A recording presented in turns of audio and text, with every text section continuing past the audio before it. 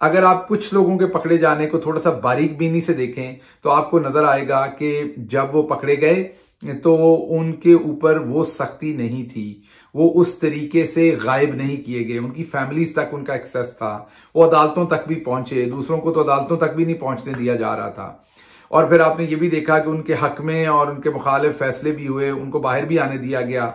उसके साथ साथ आप कुछ अकाबरीन को देख सकते हैं कि वो दौराने हिरासत भी क्योंकि कुछ कुलीग रहे हुए हैं, थोड़ी शर्म होती है, हया होती है, उन लोगों के साथ काम किया हुआ है, दिल नहीं करता कि उनका नाम लिया जाए। डर तो कोई नहीं, वो पार्टी छोड़ चुके हैं तो आप नाम ले सकते हैं, लेकिन एक दोस्ती रही हुई है तो वो दिल नहीं करता कि आप नाम लें। एक शेर हमारे ऐसे भी थे जो पकड़े गए तो उनके ऊपर रियासत की मेहरबानियां शुरू हो गई, उनको उनके घर ही में बंद कर दिया गया, उनको कहा गया कि अब आप घर में ही रहें।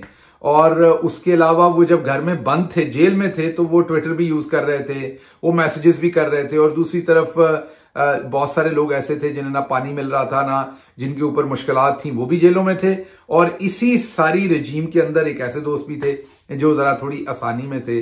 फिर अचानक से वो अपनी गिरफ्तारी के अंदर ही प्रेस कॉन्फ्रेंस भी कर सकते हैं, अंदर से ही। वो गिरफ्तार है लेकिन वो प्रेस कॉन्फ्रेंस भी कर रहे हैं, और प्रेस कॉन्फ्रेंस लाइव